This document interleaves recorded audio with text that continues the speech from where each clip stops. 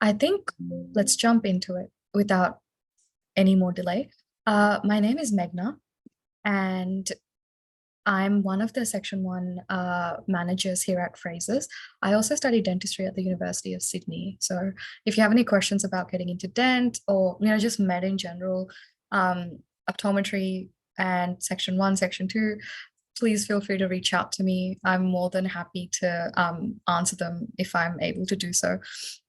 But welcome to the webinar on how to balance work, uni, and GAMSAT, and how, some strategies for success around those as well. So I, a little bit about my background. So I did biomed and science at Deakin. So it was a pretty intense degree. And I used to work a fair bit as well. And I was studying for the GAMSAT, but I didn't really have any information about what I needed to get into med, right? Like, I didn't have a lot of friends who were trying out for it. I only knew a few other people who were. I didn't really know, as much about GPA. And like, it wasn't as robust as it is now. There were like the Des O'Neill books and the gold standard and things like that. But at the end of the day, there just wasn't that much out there to kind of help me along the way, which is why it took me a little while to get into dentistry. So just kind of being realistic with you. But that's what we're going to be talking about today, right? If you have any questions as well with my experience or with anything else, just put them in the chat and I'll answer them as appropriate.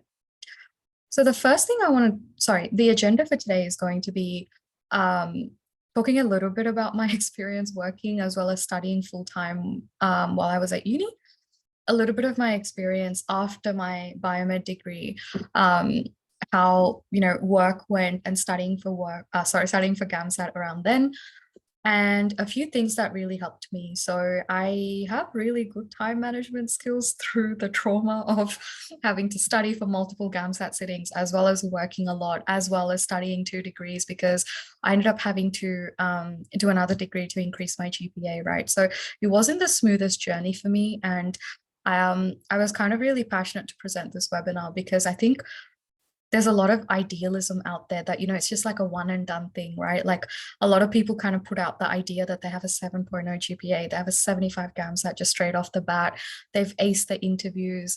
That doesn't happen to a lot of us, and it won't happen to a lot of you either. And that's nothing to kind of be stressed about or ashamed about or anything like that. It's really good to aim to kind of have all those things, but sometimes it just takes a couple of tries, but you'll get there in the end, and you'll get there at the right time as well. So we're going to talk a little bit about time management, how I worked around these sorts of experiences, as well as what high yield GAMSAT prep looks like, because it's July 1st. So pinch punch first day of the month. I don't know if you guys did that at school, but we used to do it all the time. And the GAMSAT is September 8th to 12th, right? So you have about 2 months to go. Not the longest amount of time, but that doesn't mean you can't make huge gains or huge strides across this time. So I want to talk to you about what high yield prep will look like in the last couple of months before the GAMSAT. So if you haven't started studying, that's okay. It's not going to be the end all and be all. You don't need months or years of study. It's just about doing the right things at the right time in the right quantity, right? So it's all about moderation. And I'll leave some time open at the end for some Q&A. And if you don't have any, feel free to head off at the end as well. Cool. Any questions so far? Feel free to unmute and ask me as well. I don't know if a lot of you do online work or online study, but kind of, yeah, I just enjoy it when I can see people and I can hear them. But okay, cool. No questions. Let's jump into the first thing. So do a lot of you work part-time or full-time? I'm curious to know so I can personalize this as much as possible. Is someone okay? Mal, you work as well? Oh, you can just put it in the chat. Do you guys work full-time, part-time, casuals? Just full-time study for you right now? Bella, you're working full-time? Amazing. Full-time, kids. Wow, Michael. I'm okay. Already you've got him. You've got my complete and utter admiration. Casual, full-time. Nice. You run your own company as well. Um, Yeah, so a lot of you are working at the moment. So hopefully, you're here for a reason and I can make this a bit more relevant to you all. Can say you work two jobs. Yeah, no, completely. Full-time study with part-time work. Excellent. So all of you are very busy. All of you are very, um, sort of high achieving individuals, right? Balancing a lot of different things. And GAMSAT can throw a big spoke in the wheel because it's such a weird thing to study for. It's so different to what you do at uni, but at the same time, you do need to do well at it. So I can completely empathize with all of you. I used to have full-time uni. I never thought underloading was an option. I didn't know. So I wish I did. I wish I underloaded my uni, but I didn't. And I'll get to the GPA part a little bit later. But I was doing uni full time. I did biomed at Deakin. It was one of the best experiences I've ever had. To be honest with you, I'd go back to Deakin in a heartbeat. It was a great environment, but I was having to travel really far for uni. So that took about 2 hours a day for me as well. And I was balancing two jobs. So it was just that I was a bit of a workaholic. And I really liked having that independence after high school. So I was doing a lot of the work, I was doing a lot of study. But um, yeah, at all times, even between all my GAMSAT sittings, which happened outside of uni, I was still working about 20 to 30 hours a week. I was a Fraser student for a little bit, and then I became a Fraser's tutor and then a manager. So, it was kind of very busy working at this company as well, tutoring some students for section one and two. And I just kind of want to, put this out there, prioritize your GPA, right? That was one thing, and that is one thing I can share in reflection to you. GPAs are a lot harder to fix than a GAMSAT is, right? If you screw up a GAMSAT, it's okay. Not the greatest feeling, right? I've been there myself. The first GAMSAT I did, I got a 55.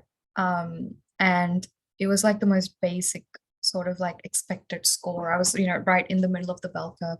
I was really disappointed by it. And I kind of gave up for a year. I thought, you know what? I just feel like GPA is not strong enough. GAMSAT's not strong enough. I don't even know if I want to do this. So prioritize your GPA as much as you possibly can because it takes a lot longer to fix, right? And it can really cut down the effort of applying to med school. So GPA, you can do better in content learning. A lot of people do. And the higher your GPA is, the lower your GAMSAT can be. And I'm not talking like if you have a GPA of 7, you can, get like a 50 GAMSAT and get in. Not like that. But you can have a less competitive GAMSAT if you have a really good GPA and still get an interview for yourself. So the first key takeaway of today is if you are in the same boat, and it seems like a lot of you are full-time work, two jobs, parents, definitely prioritize your GPA. Cool.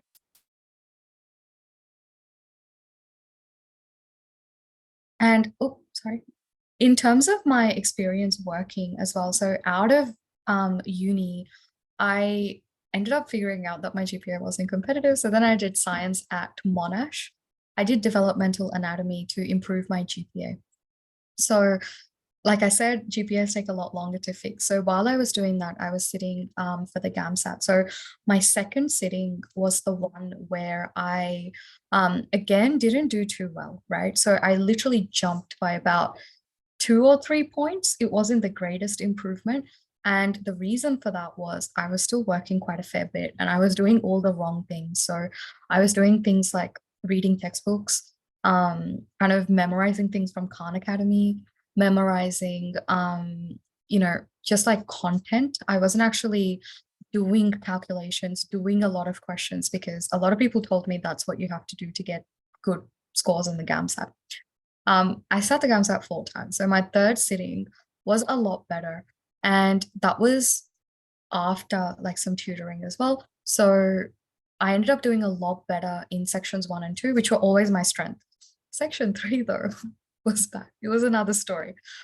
It's not the greatest. So I literally went from like a 55 to about, a 58, 59. And then I jumped a fair bit, especially in my sections one and two. So that was the first time I cracked like off above 65 in section one. So I ended up getting like a 68.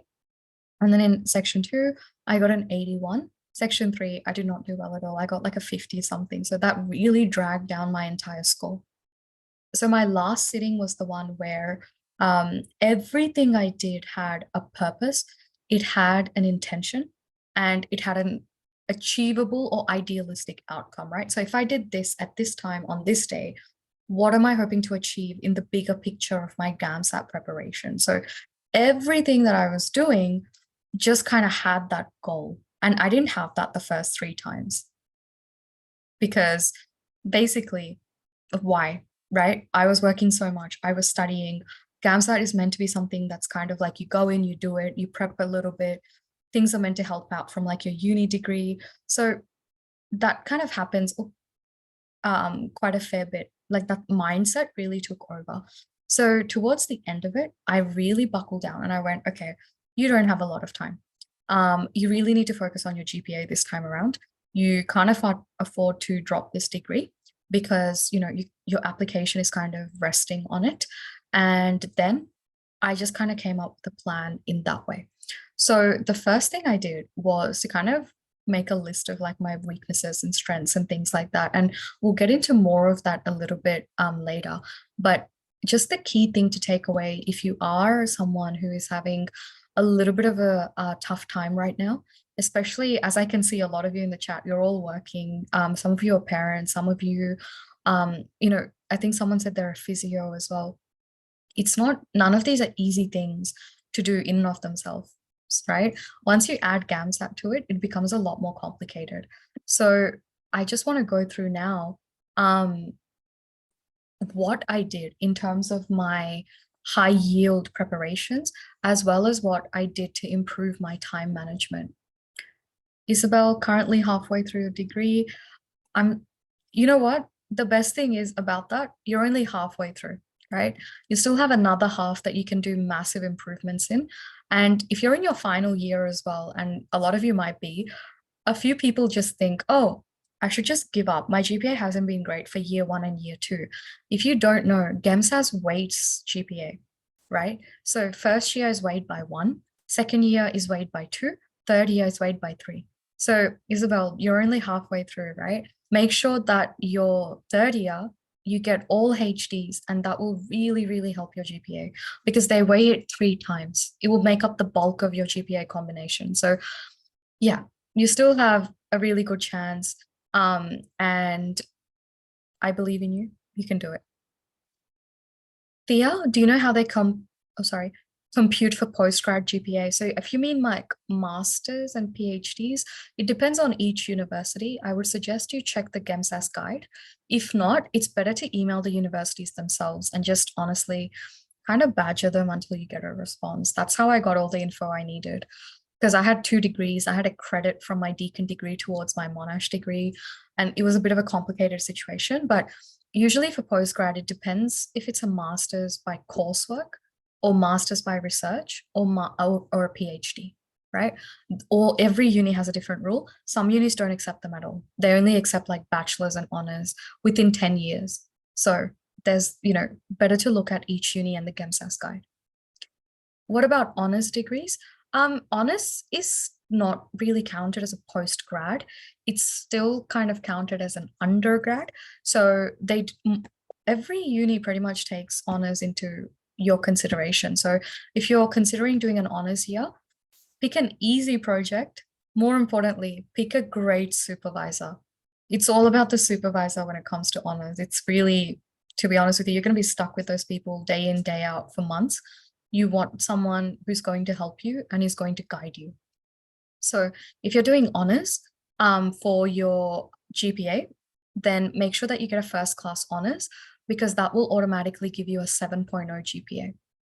But pretty much every uni I know takes honors as your GPA. It's just when it gets to postgrad, things get a little bit muddy in the water. Cool.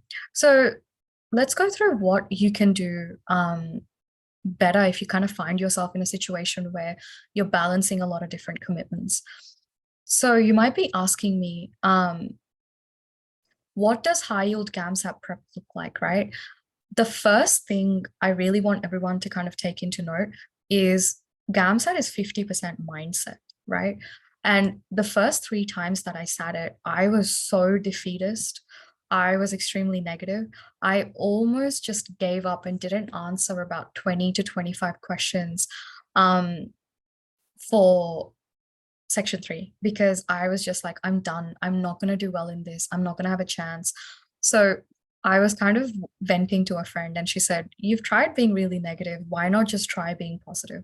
What are you really going to lose at the end of the day?" So, to be honest, it's not such a big deal, but that really helped me. That had a huge impact on me. So, I tried to be a lot more positive and try and enjoy what I was doing. And that made study a little bit less of a chore.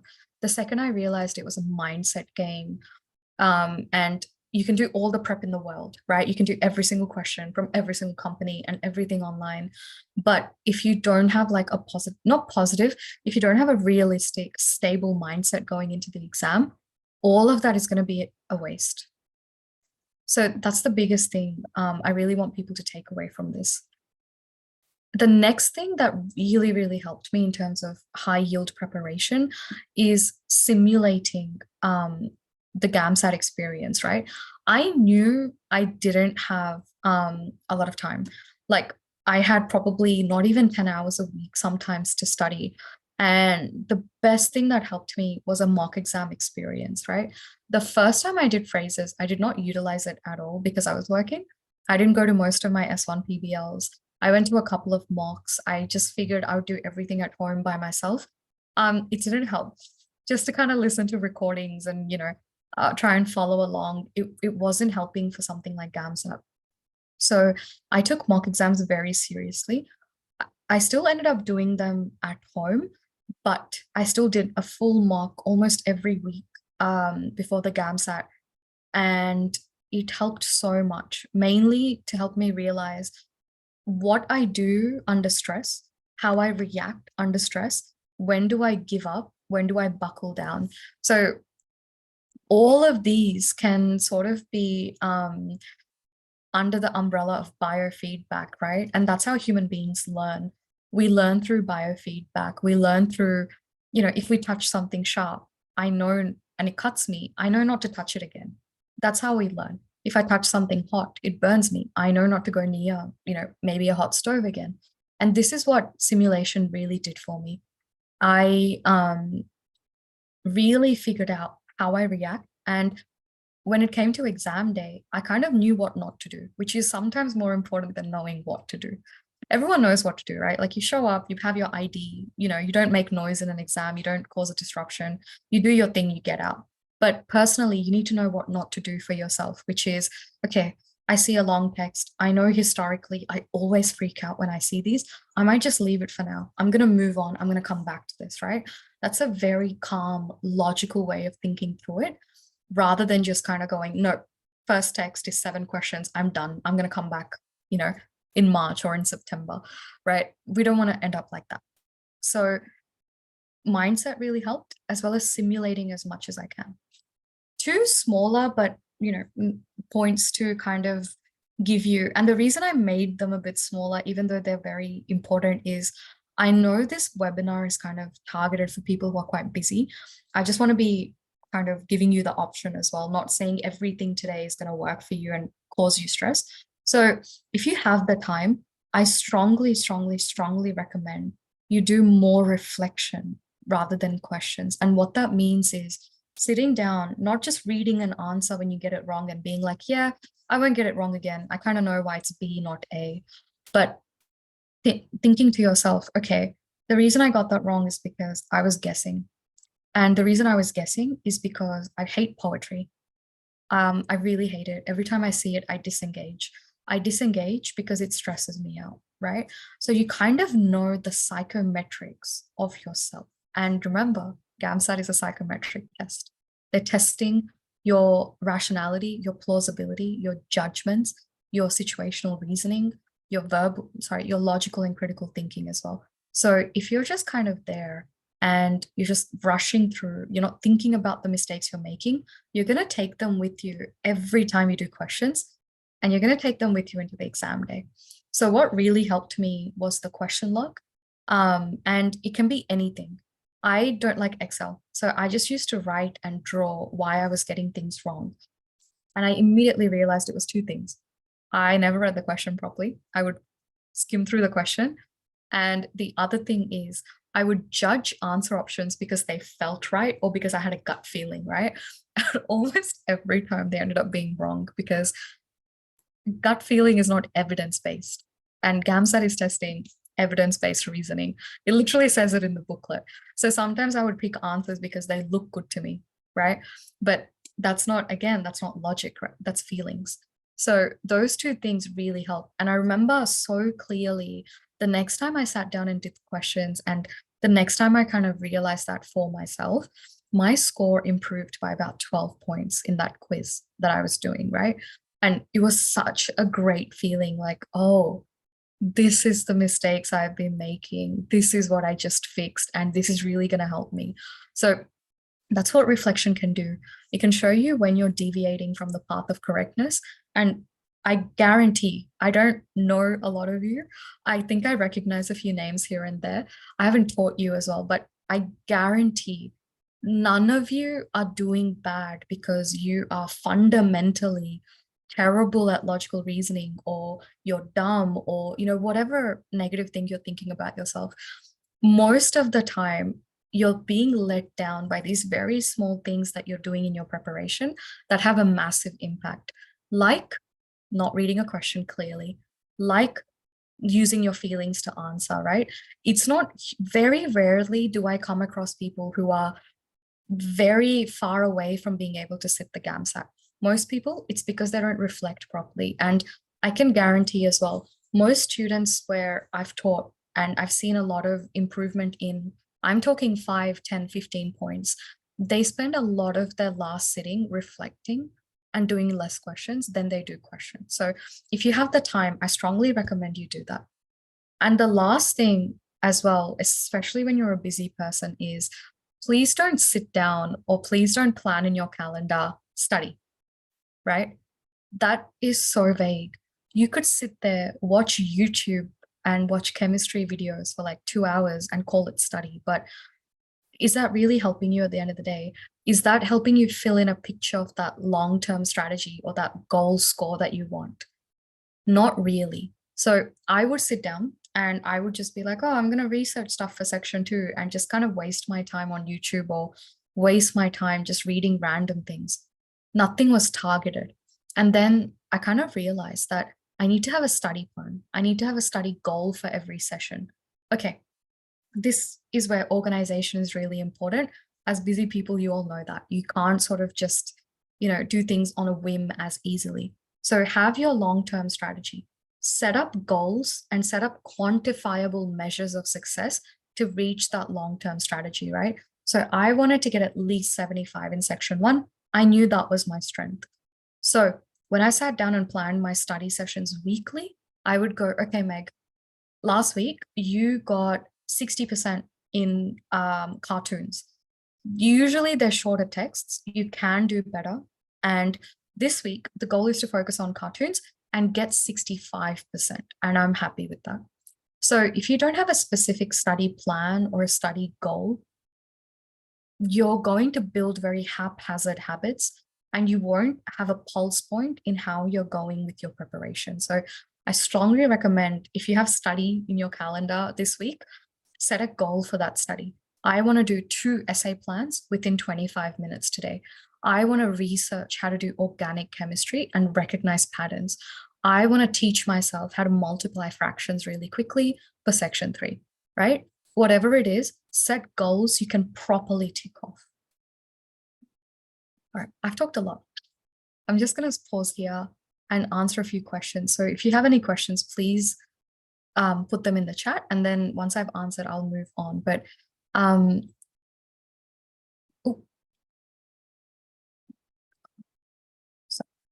I'm just admitting some people into here. Would you mind clarifying what you mean by GPAs weighted by 1, 2, 3? So it's exactly like that. Like all your first year units are only worth ×1. Second year units are worth ×2. Third year units are worth ×3. So if you kind of feel like, your GPA isn't the greatest and you still have some time to finish uni, Definitely focus on your last year. Honors is just 1 year. Generally, yes, if you do it full time. If you do part-time honors, it can go from about 18 months to about 2 years. And first class is a grade. So if you get anything above 80% in your honors year and your thesis, they'll give you a first class honors degree. Like if you get less than that, it's second class. And then if you get less than 60, I think it's just honors. Um, which mock exams did you do? Most of the ones I've done are phrases, but I also did the ASA papers to understand how ASA speaks, like the language that they use. And then I also did, oh my God, I don't think they're around anymore, you guys. It was the GAMSAT, it was a GAMSAT company that came to Deakin. And they just gave out like free mock exams. So I did some free material. I also paid for like mock exams at Fraser's. So I didn't get anything for free or anything. But yeah, just some free ones, ASA ones, and Fraser's ones. Um, was Fraser's very similar to ASA? Did you use DES exam? I didn't have time to do DES exam. So the only DES thing I did was organic chem, which I think is still really helpful, but everything else is not as useful for the online GAMSAT anymore. Phrases is harder than ACEs questions. That's why it prepared me, I think, a little bit better because I was doing really hard questions week to week. But then I went into the actual GAMSAT and I just remember thinking like, okay, this is a little bit more manageable. So when I became section one manager and I was writing questions for the mocks as well, I make them a little bit harder so that you're better prepared for the actual GAMSAT at the end of the day. So definitely harder. Yeah. And we have people who are very trained in psychometrics to like write questions. So it's not just like random questions we find. We genuinely sort of like do it according to how ASA does it.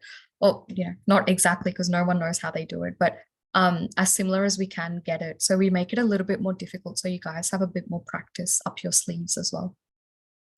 But that's essentially how I planned out the high yield study for myself because being time poor, that's the best I can do. And that's all I was going to do. Which specific phrases course would you recommend to buy?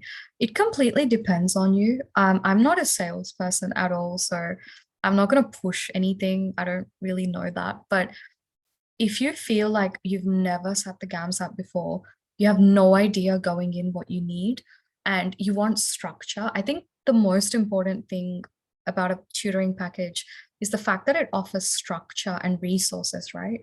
That really helped me because I did have private tutoring for a little while from a family friend, but they didn't write any questions. So they were like to me, hey, can you go buy questions and I'll teach you those questions?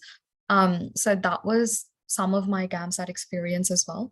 But if you want like everything taken care of for you, probably the comprehensive. But I do understand it's a big commitment. So the immersive is really good because it's meant for people who just really need to knock out questions, knock out practice, just get to a score. And it's a lot less of a time commitment as well. And it's a bit cheaper. So again, it just kind of depends on what you need at the moment. And I'm happy to set up a chat with you to talk about that if you want. I can also refer you to a student support advisor so they can help you a little bit more. Cool. So after doing all of those things, how did I get to the score I needed with probably, I don't know, 10 to 15 hours of study a week, sometimes even way less than that? The first thing I want you all to realize, and this is one of my favorite quotes ever because I always kind of feel busy, but sometimes I don't know where I'm going or what the end goal is. And I think everyone kind of feels like that at a certain point. Activity does not equal achievement, right? So just like I said with the study plans, you can sit down and do random study 6 hours a day, 7 days a week. But at the end of the day, when you look back on that, what have you actually achieved? What have you done to get to that 70 you might have or the 65 that you want from the GAMSAT, right? So I really encourage you all to have a think about the habits you're building with GAMSAT study. Everything that you do, is it actually leading to some tangible achievement? And how do you measure that for yourself? So first thing, study smarter, not harder. We know GAMSAT is a skills-based exam, and that's very popularized, right? We know that. So that means that reading textbooks and memorizing a bunch of content is not going to help you. What's going to help you is what helps you to build skills, doing things, reflecting on it, right? Learning how to sew, learning how to crochet, learning how to lay bricks, learning how to build a computer. These are all skills, right?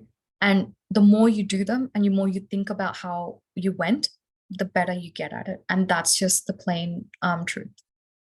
So I basically, between my third and my fourth sitting, I was really over studying. And like, I'm sure some of you get that as well. I just did not want to sink more and more hours. That was not going to help me. So basically, all I focused on were my weaknesses. And that's what I would work on day to day or every 2 days. And my strengths, I would do a quiz with all of my strengths once every fortnight to make sure that I was still, pretty skillful at them. So they took a back seat because I'm like, I'm naturally strong at this, or I've built the endurance for this. It's going to be fine. I focused on my weaknesses. So maths, I haven't done a lot of math. I'm decent at it. I'm not fast at it at that stage. So I focused on that. I focused a lot on time management for section one because I was doing well, but I still left about 10 questions blank, which I didn't want to do because section one was one of the sections I was banking on. So I worked on time management.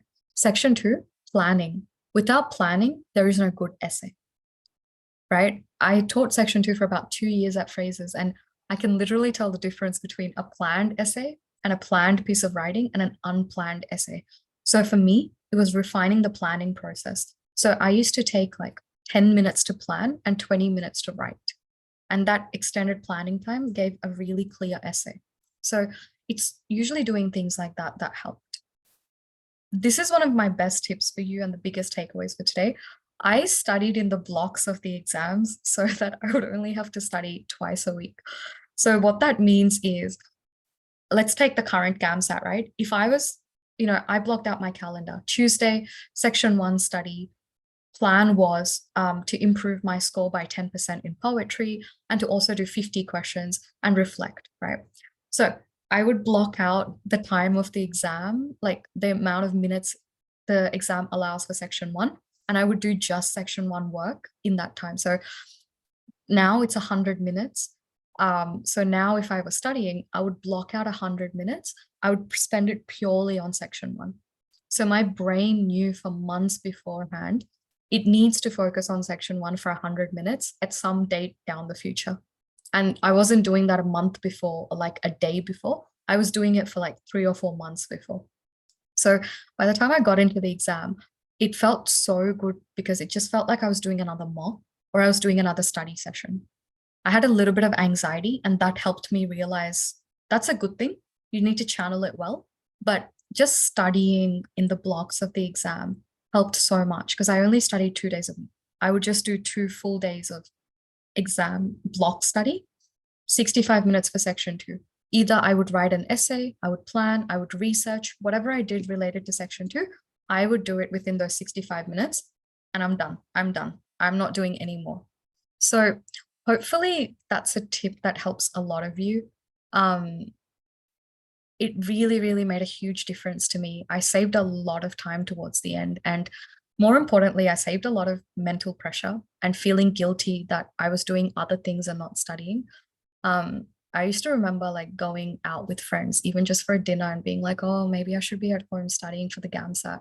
So when I forced myself to only give myself like 10 hours a week and do high yield work, it really took a lot of the mental pressure off. And I felt like I could actually enjoy other things as well, which is really important. You want to make GAMSAT work for your life, not your life work for GAMSAT. It's not the other way around. Definitely focus on maths for section three. I don't know, how many of you have done the March GAMSAT?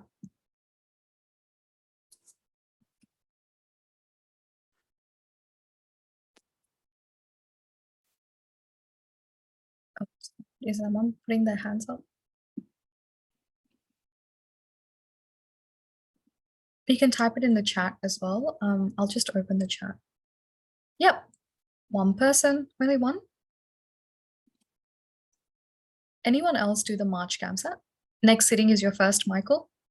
Hopefully, one and done, right? Yep, 2 people have done it. Okay, so those 2 people who did it, and a few others. Okay, no. Thea, first time in September. Okay, the GAMSAT has become very mathsy. And the reason why is because maths is a very good way to test logical reasoning. Maths is a very good way to test attention to detail and also time management. So ACER can learn a lot about you when they test you on maths. One thing I recommend from tonight, even, do a lot of maths training, and it doesn't have to be boring. It doesn't have to be, you know, just kind of sitting there going through a textbook. It can be like brain training apps, like I don't know if I can legally mention any, but just look into brain training apps and do some maths training if you are kind of rusty on your math. GAMSAT maths isn't too complicated. It's kind of mostly physics maths, general maths, and substituting equations and simplifying sums as well. So you want to be able to do all of those things. Last and final thing, always focus on skills, not content. It's very comforting to memorize something and to recall it and write it down. That's not your fault. That's just the way the education system is. We rarely do anything that is, an application or an innovation of skill. It's just kind of learn a textbook, recite it most of the time, get a HD, move on, right? So a lot of the times, a lot of the courses we do don't allow for these sorts of tests or these sort of skills. So if you find yourself memorizing essay ideas or memorizing something in biology, it probably won't help you. Everything you need to answer the STEM in the GAMSAT is given to you. Sorry, everything you need to answer the question is given to you in the STEM. Literally everything. Non-science background people as well, if you're in here, please don't stress. Everything is given to you. It is a fair playing field. That's why the reasoning part is so important and so emphasized. Cool. That's kind of everything from me, just to take you through what high yield prep looks like and how to get to that final point of, how can I get to where I need to be? So just to kind of summarize a few things, if you want to note them down, mindset is really important. Do mock exams, do mock study sessions, like I said, in the time of, the exam minutes, and make sure that you have an overall goal and small steps along it that you can measure and make sure you're getting to that goal, right? Don't just kind of haphazardly sit there and do a bunch of random things and expect it to have an impact, right? It might not. And the last thing I want to say is this, I call the GAMSAT just like a really unfortunate hurdle. If you don't do well or if you haven't done well, it is by no means a measure of you or your capabilities as a doctor in the future. I know someone, a really good friend of mine, who did it 11 times. He did the GAMSAT 11 times.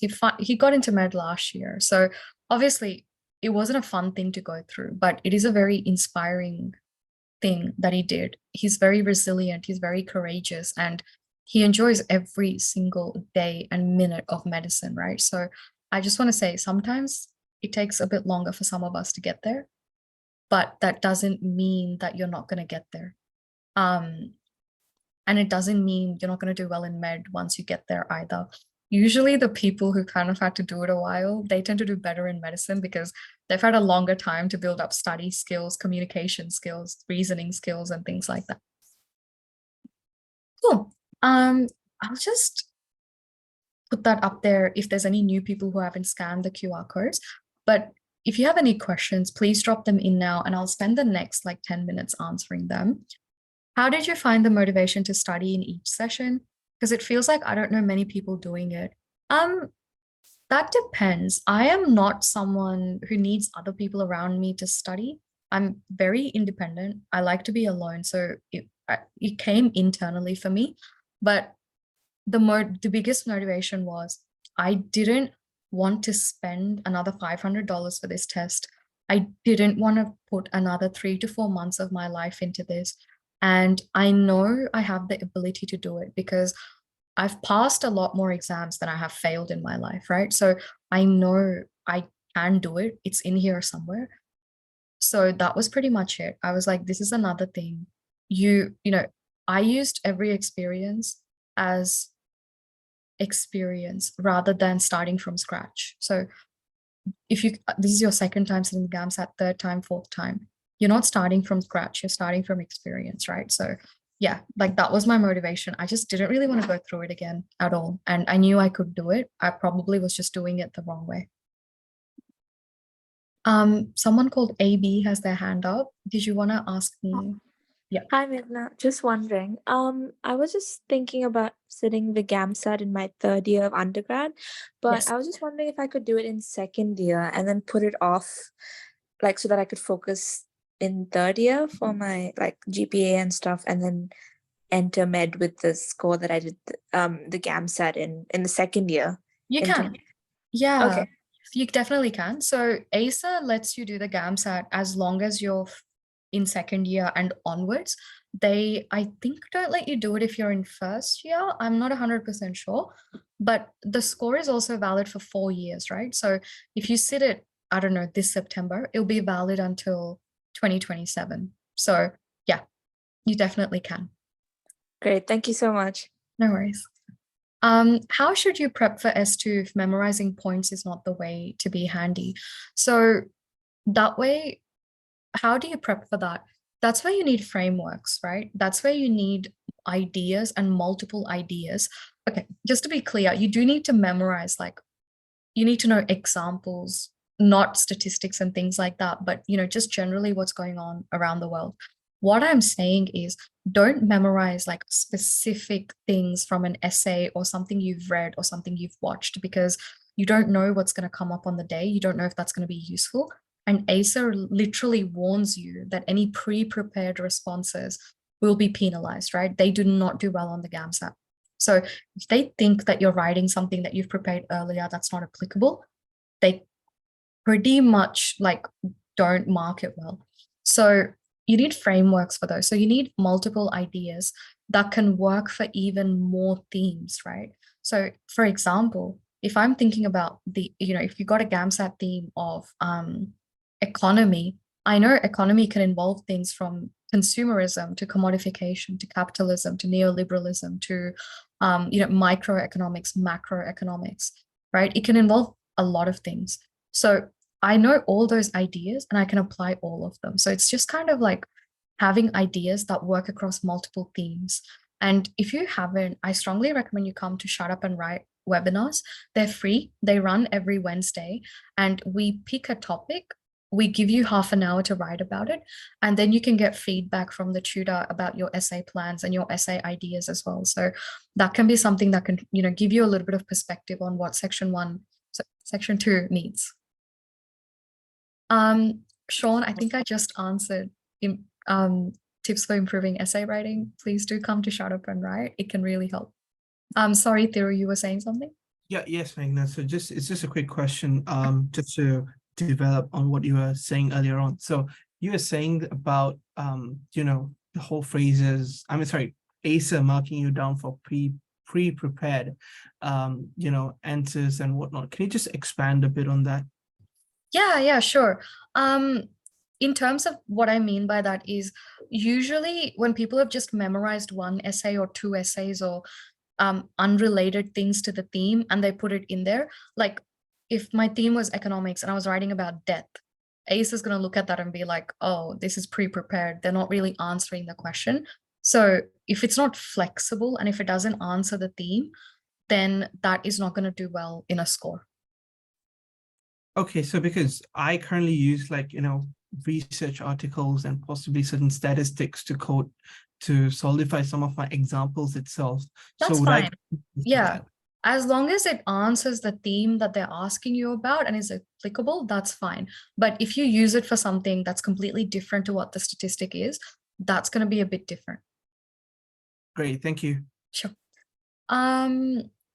So for the study practices, how were you able to pinpoint the skills that you need working on The questions, was it trial and error? To be honest with you, I used mostly like the question bank, and it kind of calculates, right, according to your performance, what the skills that you need to work on are. I just knew fundamentally I was weak at section 3, right? So I spent a lot more time on section 3, and I've constantly found my mathematical reasoning and my abstract reasoning was okay, but maths was kind of suffering a bit. And that's kind of how I went about informing what I would do in each study session and what I would do consistently after that study session as well. So if you don't want to do that, look in the ACER booklet. ACER tells you all the skills that they're testing you on within that information. So you can even use that as a springboard to your own reflection. Mal, I'm not really sure what you mean by how do we sign up for those. Do you mean the Shut Up and Write webinars? You can sign up for them through the GAMSAT study community. I've already posted a post on the Facebook page. It has like a Zoom registration link and you can just sign up through there. The webinars, do you mean like Shut Up and Write? It's Wednesday, 6:30 Australian Eastern Standard Time. Is there a minimum word count for section 2? Not officially, but I strongly recommend you don't write more than 2 pages or you extend the dialogue box too much. Quantity does not equal quality, and your marker is not someone who's going to want to read like 3,000 words. Also keep in mind, ACER knows you only have half an hour. They're not expecting a thesis. They're expecting a very clear, concise, well thought out, simple piece of writing. So those 2 things to keep in mind. You don't need to expand a lot if you don't need to.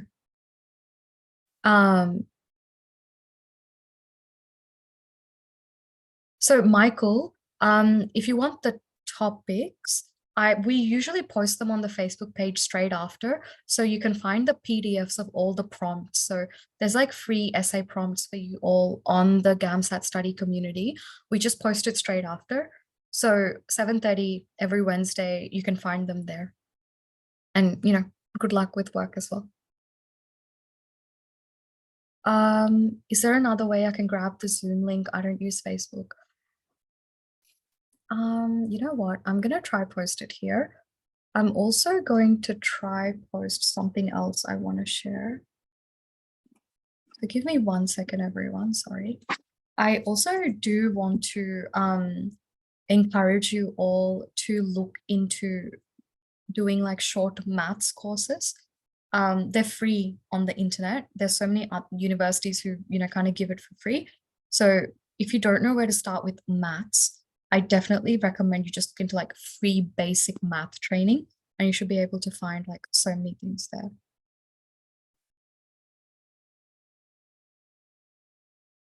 Ah, yep, there we go. Cool.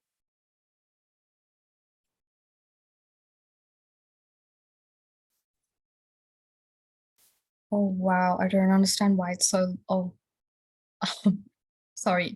I'm just going to delete that message I sent. I think Thea sent it. Thank you.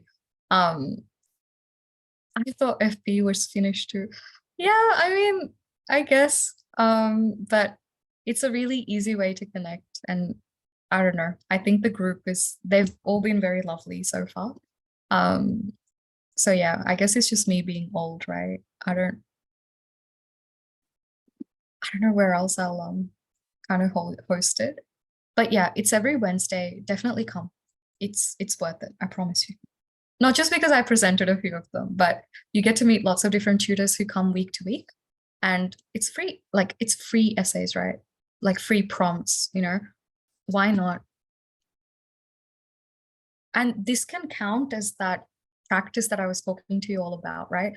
The studying in the exam blocks. If you don't have a lot of time, you can block out Wednesday if possible and just go, cool, I'm really busy this week. The only time I'm going to be able to study is the Shut Up and Write session. I'm just going to do my 1 essay for the week. I'm just going to get some feedback on it if possible. And then that's it. That's section 2 study done. And that way, at least you got something done. You're productive and you're not like beating yourself up for not doing anything, right? So it's just about doing the best you can week to week. And this can be one way that you just sit down, put your head down, and just write an essay for half an hour. Any other questions at all? Cool. Did we all enjoy? Did we take something out of this?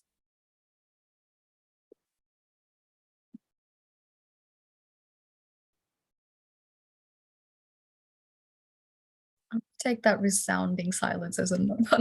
Okay, I can see some comments coming through. I'm really glad. I'm really glad. I think if you don't have any more questions, I'm just going to put my email in the chat for you all. So it's just my first name, Meghana @frasersmedical.com. And if you have any questions, any concerns,